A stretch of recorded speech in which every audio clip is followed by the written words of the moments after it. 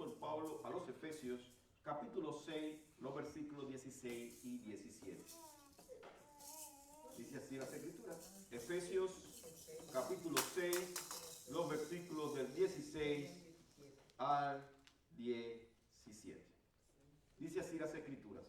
Sobre todo, tomad el escudo de la fe, con que podáis apagar todos los dardos de fuego del maligno. Y tomad el yelmo de la salvación y la espada del Espíritu, que es la palabra de Dios. Oremos. Padre, estamos agradecidos por tu palabra.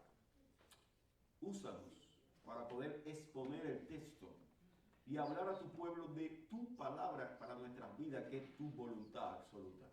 Por eso, Señor, que tu Espíritu Santo fluya en nuestros corazones, ministre en nuestras vidas, confronte y exhorte, para que podamos entender qué tú quieres hablarnos en la tarde de hoy.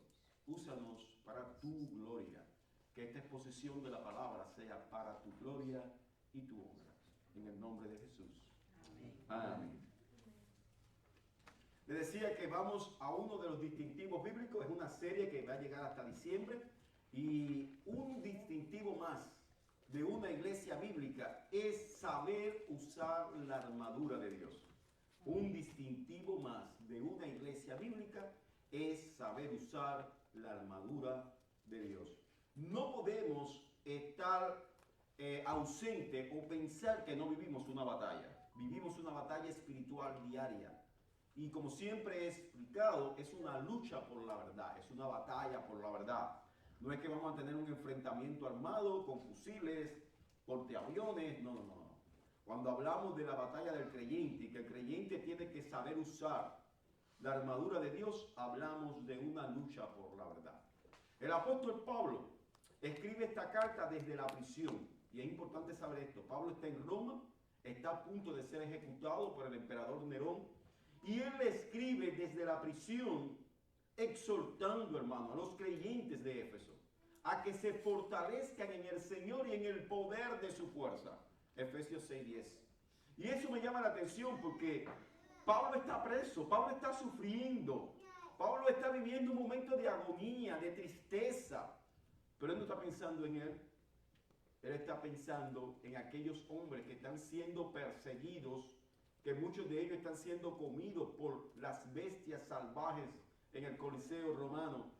Y él le dice en esta palabra, estamos aproximadamente en el año 60 después de Cristo, y él le dice, fortalecerse en el Señor y en el poder de su fuerza. En esta última sección de esta carta, él va a utilizar una poderosa metáfora militar. ¿Y cuál es la metáfora que utiliza? La armadura de Dios. Y él usa esto para que los creyentes podamos entender que vivimos una batalla, un combate día a día en nuestras vidas. Y Pablo no está hablando de soldados físicos, por eso le menciono que es una metáfora, sino de cristianos que libran guerras espirituales, hermanos, con poderes de las tinieblas y poderes fuertes de las tinieblas, que nosotros humanamente no podemos bajo ningún concepto ganar a esos poderes espirituales de maldad.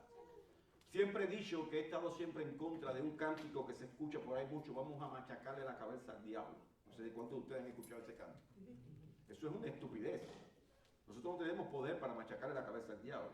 Cuando vamos a la Biblia, en Éxodo, vemos que el mismo arcángel Miguel, cuando batalló por el cuerpo de Moisés, cuando Moisés había muerto, las palabras del arcángel Miguel, arcángel significa capitanes o principales, o principal del ejército de Dios, él no lo reprendió con sus fuerzas. ¿Cuáles fueron las palabras del arcángel Miguel? Que el Señor te reprenda. Entonces tenemos que saber que es una batalla que no la ganamos con nuestras fuerzas, la ganamos solo con la armadura de Dios. Los soldados romanos es la imagen que Pablo quiere transmitir a nuestras mentes. Y ellos utilizaban diversos tipos de escudos en una guerra para poderse proteger. Ellos tenían un escudo pequeño y uno redondo, más grande, que ese era útil para el combate cercano, y el otro que se llamaba tureo, era rectangular, que cubría casi todo el cuerpo, llegaba más o menos por aquí, por el pecho. Este último servía para resistir los proyectiles del enemigo y formar una muralla colectiva junto a otros soldados. No sé cuántos de ustedes han visto las películas romanas, que ellos cuando venían el otro ejército con las lanzas y las espadas para encima de ellos hacían la formación de tortuga. La formación de tortuga era que el escudo tureo, que era el más grande, se ponía al frente y el que estaba atrás subía el tureo y lo ponía arriba. Entonces se cubrían así. Cuestión es que las lanzas no podían penetrar la formación y eso convertía al ejército romano en una poderosa muralla colectiva. Con esta imagen que le estoy mostrando, Pablo enseña que el cristiano debe de vivir en esa dependencia y defensa activa, confiando plenamente en las provisiones de Dios. Entonces, como único yo puedo vencer una batalla espiritual es dependiendo en Dios y no en mis propias fuerzas. Así que hoy vamos a ver dos piezas esenciales de esa armadura del creyente. Dos piezas principales de esa armadura del creyente.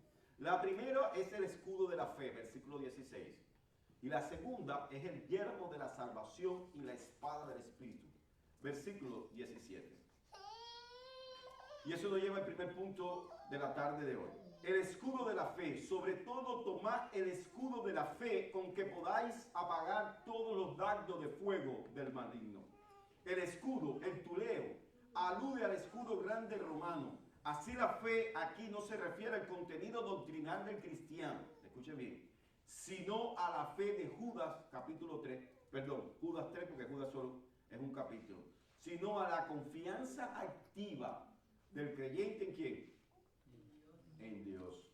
No sé si fue ayer, porque tengo muchas clases, pero yo decía en una de las clases, ahí Inmera o lo que tuvieron ayer en el curso, me parece si lo dije ahí o lo dije en otro lugar. Yo decía que sin fe es imposible agradar a Dios. Y que ese texto en el original significa que a Dios no le gusta que no confíen en Él. Entonces es importante saber que la fe en Dios es uno de nuestros escudos para poder vencer los obstáculos. Y eso nos lleva a la confianza en Dios. Es una fe viva, que depende del carácter, hermano. Escuchen bien, la fe de nosotros depende del carácter, de la promesa y de la fidelidad del Señor. Apunten esas tres cosas para que lo tengan en su mente. La fe depende del carácter, las promesas y la fidelidad del Señor. Eso significa tener fe. Por si no tenían ese en sus mentes, pues le estoy dando. Fe no es una cosa ciega. Fe es depender en primer lugar del carácter de Dios. ¿Cómo es el carácter de Dios? Santo. Kadosh en hebreo. Es santo. En segundo lugar, las promesas. ¿Y la promesa qué cosa es? Su palabra. Su palabra. Dios tiene muy alta estima, dice el Salmo, uno de los salmos, su palabra. Y en tercer lugar, la fidelidad. Dios corona la lealtad. Dios corona la lealtad.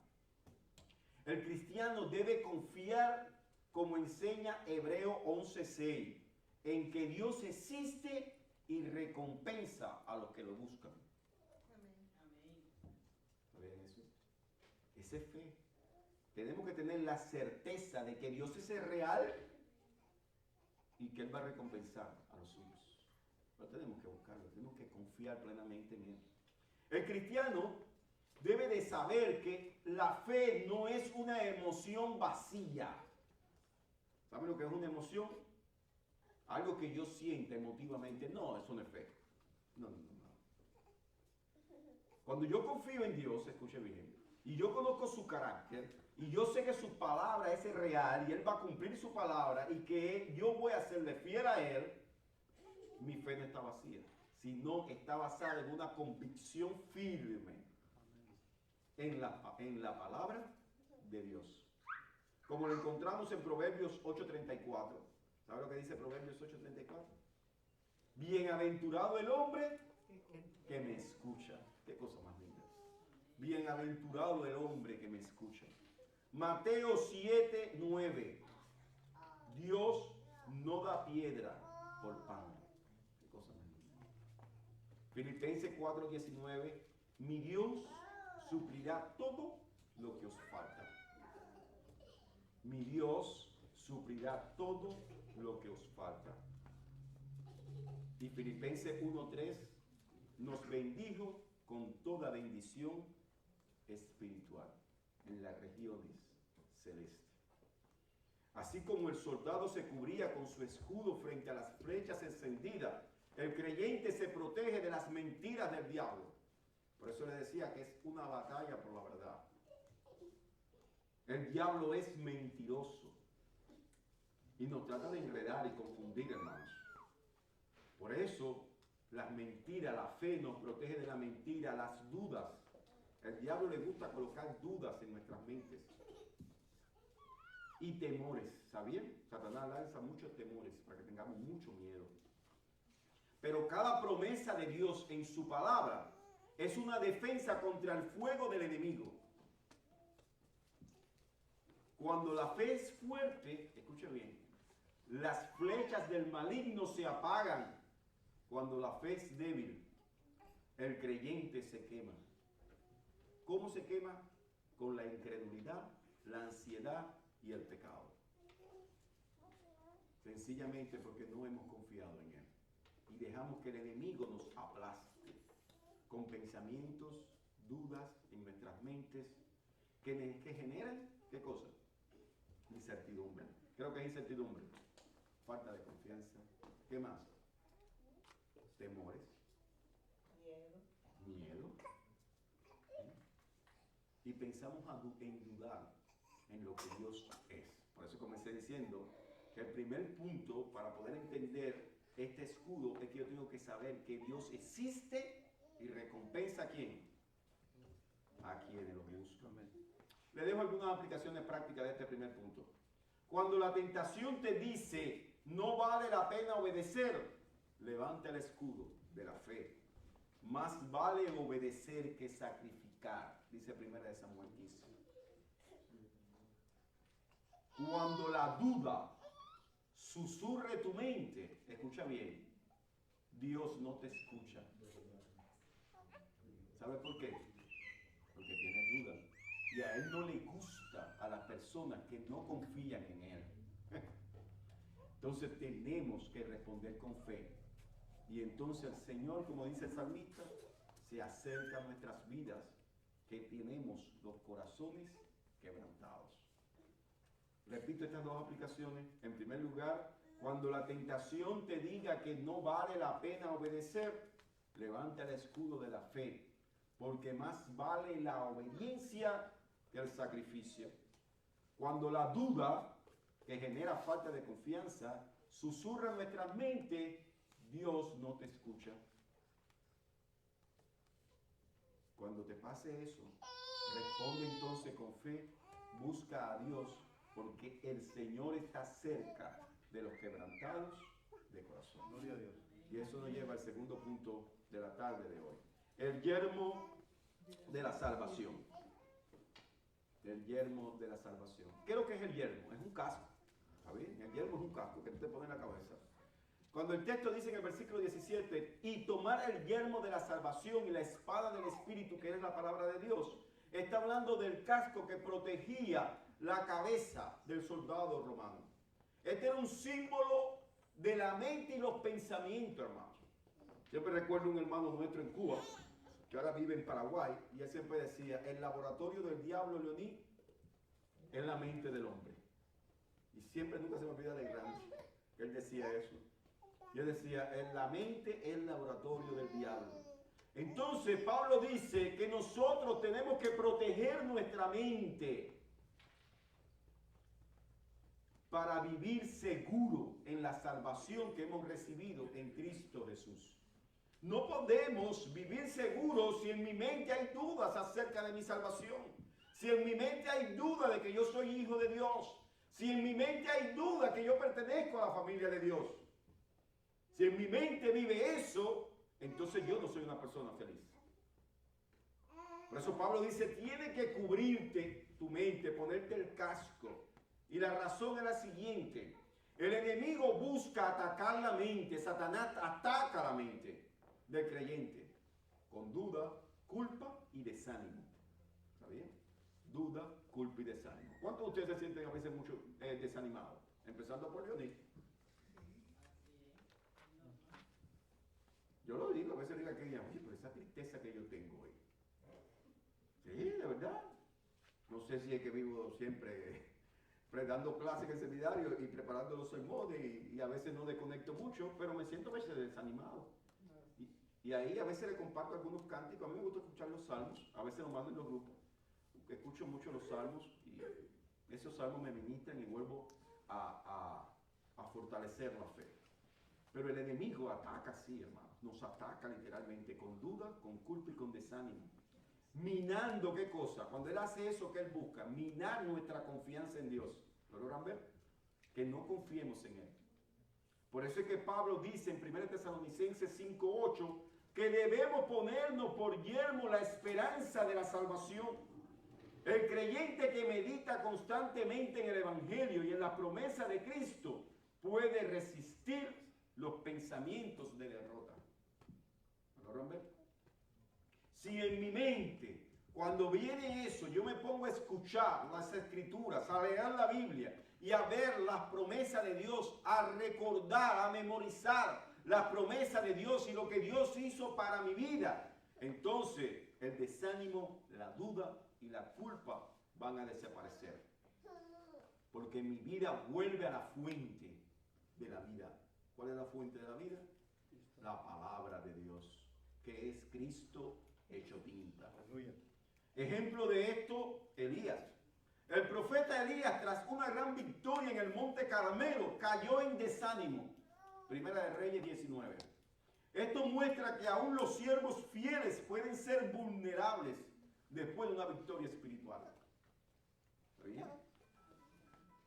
Pero Dios lo restauró con su palabra y su presencia, recordándole a Elías que no estaba solo en esta batalla y que él seguía obrando. Asimismo, Dios nos recuerda a nosotros. En Juan 16:33, cuando Él nos dice, en el mundo tendréis aflicciones. ¿Qué significa aflicciones? Sufrimiento, tristeza, pero hay una coma. Pero confiar. Pero confiar. Tengan fe en mí. Porque yo he, ¿qué cosa? Vencido al mundo, hermano. Por eso Kenia leía ahorita que ¿quién nos separará del amor de Cristo? Hambre, tristeza, peligro de espada. Nada. Cuando yo tengo una fe en Él, nada puede separarnos del amor de Cristo. Siempre he dicho esto, uno de los padres de la iglesia, ayer los del seminario ya conocieron más de Tertuliano, y Mera se ríe, y Tertuliano dijo esta frase: cuando muchos cristianos morían comidos por leones en el Coliseo Romano, le preguntaron, ¿y cómo es posible que entre más creyentes del camino mueren en el Coliseo Romano, cada día hay más seguidores del camino? Y Tertuliano respondió de la siguiente manera. Tertuliano es uno de la patrística de los padres de la iglesia. Respondió: la sangre derramada en el Coliseo Romano es semilla que germina. Wow. Amén. La sangre derramada en el Coliseo Romano es semilla que germina, hermanos. Wow. ¿Quién nos separará del amor de Cristo? Hambre, desnudez, peligro, espada, nada. Pero esos problemas, Satanás los pone en nuestras mentes para que dudemos de la palabra de Dios y que tengamos que pensar que estamos solos, pero no estamos solos. Y ya casi voy a finalizar, pero le quiero terminar con ese texto que Kenia leyó. Déjame buscarlo aquí un momentito para poner. Romanos 8, de 35 al 39. ¿Quién nos separará del amor de Cristo? Pregunta el apóstol a los romanos. Y vuelve a preguntar. Interesante esta carta de Pablo. Tribulación o angustia o persecución o hambre o desnudez o peligro o espada. Miren cómo él fue diciendo todo lo que atormenta al hombre. Todas las estrategias que Satanás usa para debilitar nuestra fe. Pero él responde ¿cómo? Versículo 36.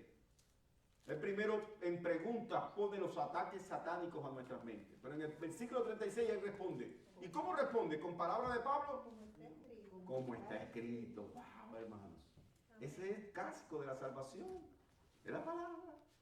Como está escrito. Por causa de ti somos muertos todo el tiempo. Somos contados como ovejas del matadero. Ante en todas estas cosas somos más que vencedores por medio de aquel que nos amó, hermanos. Ahí está la victoria. Somos más que vencedores por medio de aquel que nos amó. Por lo cual estoy seguro, va a romper con todo, hermano. Que ni la muerte, ni la vida, ni ángeles, ni principados, ni potestades, ni lo presente, ni lo porvenir, ni lo alto, ni lo profundo, ni ninguna otra cosa creada nos podrá separar del amor de Dios que es en Cristo Jesús, Señor nuestro. Finalizo con algunas aplicaciones para cada uno de nosotros en la tarde de hoy. Cuando esté agotado o temeroso, recuerda las palabras de Romanos. ¿Quién nos separará del amor de Cristo? Recuerda que la salvación no depende de tus fuerzas, sino de la obra perfecta de Cristo en la cruz. Amén. Y que el yermo, o sea, el casco, que la palabra de Dios, protege nuestra mente y nuestros corazones de las flechas del enemigo. Y ya le dije cuál es nuestra flecha. Duda, culpa, incertidumbre, conflictos, pero la palabra es quien nos cubre. Segundo, las conclusiones del punto, segundo, la otra parte del texto es la espada del Espíritu, y con esa finalizo. La espada del Espíritu es la palabra de Dios. O sea, ya pasó el soldado de una posición de defensiva, ahora pasa a una posición de ¿qué? De ofensiva. Es el arma ofensiva del creyente, que permite resistir y avanzar. No se trata de un arma grande, sino de una daga precisa. ¡Wow! Usada con habilidad, el creyente debe de conocer las Escrituras con profundidad para usarla con discernimiento. Cuando Jesús fue tentado, él respondió de la siguiente manera: escrito está. Cuando Pablo le escribe a los romanos hablando de quién nos va a separar, Pablo responde ¿cómo? Escrito está. Entonces, nosotros tenemos la responsabilidad delante de Dios de memorizar y meditar en las Escrituras, de aplicar la verdad bíblica al momento exacto del ataque, porque día a día estamos bajo ataque. No basta con tener la Biblia y leerla, sino tienen que estudiarla y aplicarla. Siempre he dicho eso, una cosa es leer la Biblia y otra cosa es estudiar la Biblia, son dos cosas diferentes. Una iglesia que sabe usar la armadura de Dios, confía en Dios con una fe activa, vive segura en su salvación y usa la palabra con precisión y poder. Que Dios le bendiga.